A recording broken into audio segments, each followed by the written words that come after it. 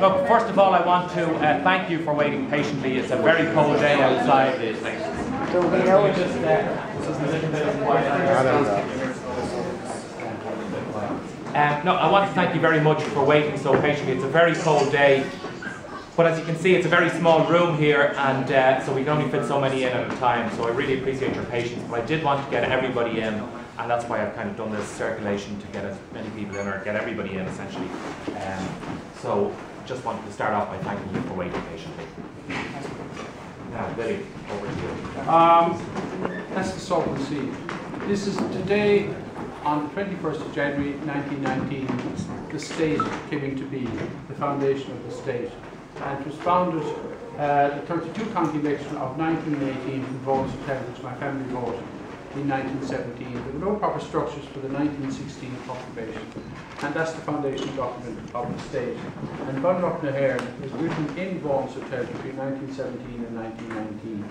And if you go into Bunrock na HÉireann, that's the Sovereign Seal with 12 strings. And if you put that up to the mirror, you see the harp with 12 strings. And that's the harp. The harp is the covenant between God and man with all the information, knowledge for his planet Earth and our civilization. And it's written, look, that's the first string. It's written in Om or Ogam. The second string is hieroglyphics. You know, how man learned to count, how man learned to write music. That's the arc of the sky. It's also how man, the wheel was, you take the wheel, that's the feathers, the wheel, the spokes become, the strings become the spokes, and that's the eye. You tread the eye with knowledge, you tread the eye with, so man can travel the world. That's the blueprint for the currach. How you construct the currach, that's the ribs, and that's the keel of the ship. It's also perfect. It's also perfect proportions, and all the Celtic designs, the grid, the graph, you know, they're all there and that. Everything you want to know about our civilization comes from that. And Copernicus, you go back to Tutankhamun, the sundial, the compass, the wheel, everything is on it. See me turning it? That's the crescent moon, and that's the moon ship that controls all the cycles of life and all the tides. And that grows all your food and biomass. It's the sun ship carrying the sun in that direction. They didn't know where the sun went to at night time, so it always comes up in that. So you have east, that's south, that's west, and behind you is the north. So you're never alone. When you have that information and knowledge, you always have it. And it's man's intellect and reason. And it's, I told you, that's the string. It's your measuring tape, your plumb line, your straight edge, you know, the pendulum. Everything is on it.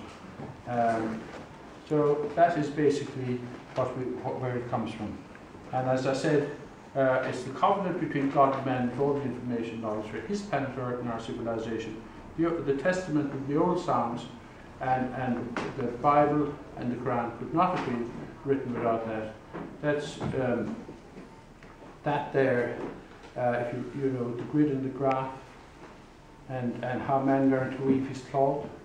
You know, everything is on it for your information. But that is what was here. That's 93 years old here today. It's Anno Domini 2012 because it's the Christian symbol in ethos.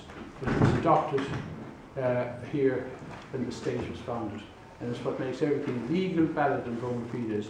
Whereas the harp is the national emblem, but it's not legal, valid, or bona fides. And if you see the Sovereign Trinity, which is down there as well, that's what we put up here. 12 strings, that's the Christian symbol in ethos. Anno Domini was 1919. The tricolour on the Om stick, as I said, is written in Om, the first string of the harp. The second is hieroglyphics. And that's how Tutankhamun, that's his sovereign seal with the circle.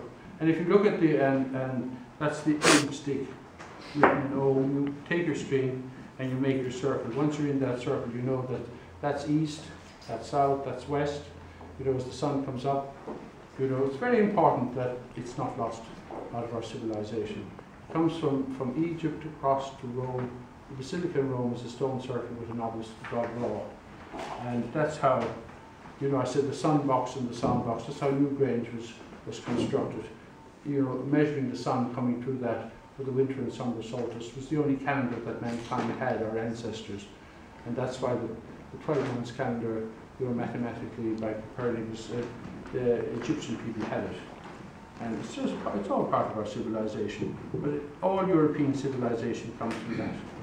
and it's just that we should know about it. Okay, now the significance of this room and the Mansion House, just go back to 1715 is when Dublin Corporation took this house over. It was built in 1710 by a man called Joshua Dawson. This part of the city was actually the countryside when the house was built. It was built in 1710 by a man called Joshua Dawson, and hence the street is named Dawson Street. But 5 years later he sold it to Dublin Corporation, who were looking for a home for their Lord Mayors, because some Lord Mayors at that time were very wealthy and were able to host civic functions. Other Lord Mayors weren't so wealthy, so they wanted a home so that all Lord Mayors could invite in the public into their homes. So they bought this house from Joshua Dawson in 1715, and it's been the Lord Mayor's residence since 1715, which makes it the oldest Lord Mayor's residence in Britain or in Ireland. So successful it was that London copied us 2 or 3 years later. They were so impressed with the idea. But throughout its history, Dublin Corporation, as it was known, as it has been known until the last 10 years, was always in favour of keeping an Irish Parliament in Ireland when we had one. Dublin Corporation were always against the Act of Union, and they were always in favour of Home Rule. If you look back at some of our Lord Mayors, Daniel O'Connell was Lord Mayor of Dublin in 1841.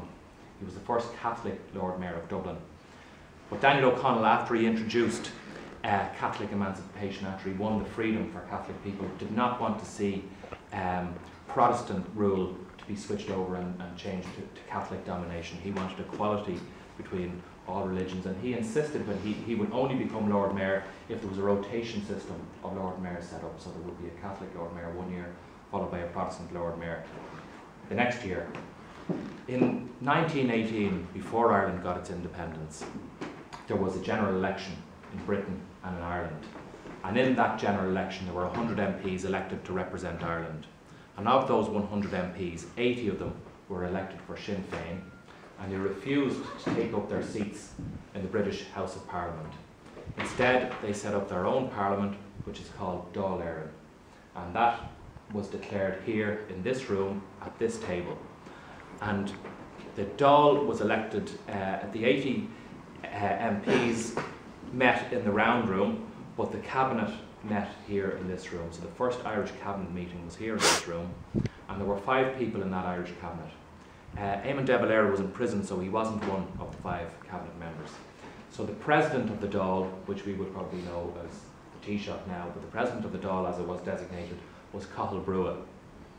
The Minister for Finance was Owen MacNeill. The Minister for Foreign Affairs was Count Noble Plunkett. The Minister for Defence was Richard Mulcahy, and the Minister for Home Affairs was Michael Collins. When the Civil War happened a number of years later, these 5 cabinet members took different sides, and Cathal Brugha was against the treaty, and Cathal Brugha was shot in the leg and bled to death, and he died on a street which later took his name, Cathal Brugha Street. Michael Collins, as you know, was in favour of the treaty. He was shot in the head at Bale-na-Blá. The other 3 lived to old age. So this room is very important in the history of our country and in the history of our city, and it's where today, how many years is it? 97? 93 years today, 21st of January in 1919, where the first Irish cabinet met and where the new Irish state was declared a state. That's it. And the Dáil Éireann then met in the round room for 3:30, and that's that's where it all comes from. But it's also the War of Independence was declared as well today. So I'd like to point out the Lord Mayor's wearing the Sovereign Seal, and if you look at the buttons in the Defence Forces, there are 8 strings IV, and the Garda Síochána was on their first day duty here on the 21st of January 1919, and 7 strings IV is what the Irish Volunteers is what they come under. So it's very significant today that we don't forget those occasions, and it's very, what a magnificent room we have. We should be proud of what we have, and I think Europe should be proud of their history, and that we still have it. And people go wrong, but that can easily be put right, and I think our country is going to be put right, and we tell Europe too how to right themselves. Really, are you allowed to go around the schools No. to demonstrate this to all the students? I'm not a member of any political party. No, not for criticizing. The government is official, though, we only tabled the bill